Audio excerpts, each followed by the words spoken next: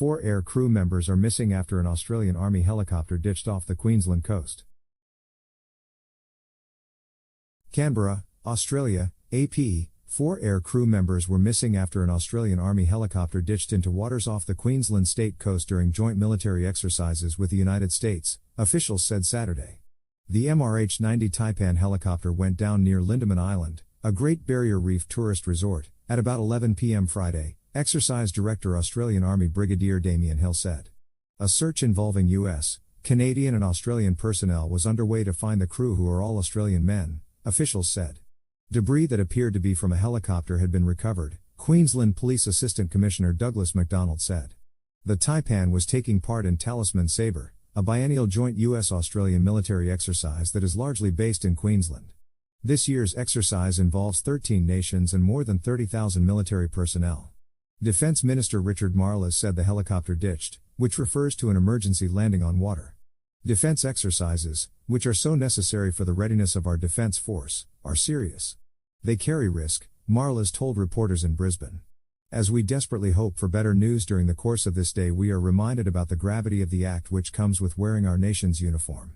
Hill said the exercise was postponed on Saturday morning but had restarted limited activity later in the day. Australia had grounded its Taipan fleet as a precaution, Hill said. It was the second emergency involving an Australian Taipan this year, after one ditched into the sea off the New South Wales state coast in March. That helicopter was taking part in a nighttime counter-terrorism training exercise when it ran into trouble. All 10 passengers and crew members were rescued. U.S. Defense Secretary Lloyd Austin was in Brisbane for a meeting on Saturday and is due to travel with Marles to North Queensland on Sunday to see the exercise. Austin and U.S. Secretary of State Antony Blinken paid tribute to the missing air crew at the outset of a meeting with their Australian counterparts, Marles and Foreign Minister Penny Wong. It's always tough when you have accidents in training, but the reason that we train to such high standards is so that we can be successful and we can protect lives when we are called to answer any kind of crisis, Austin said. Our guys tend to make this look easy, and they make it look easy because they're so well exercised and rehearsed and trained, and this is unfortunately a part of that, what it takes to get them to where we need them to be, Austin added.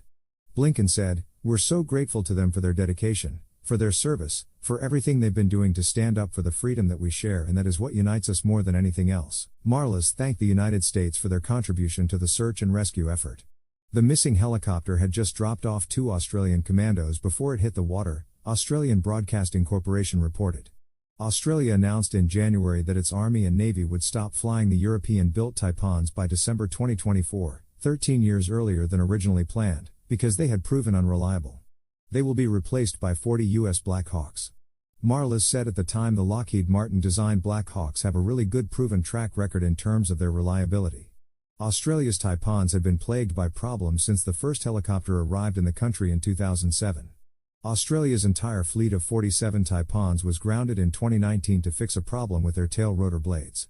A year later, 27 Taipans were grounded because of a problem with doors.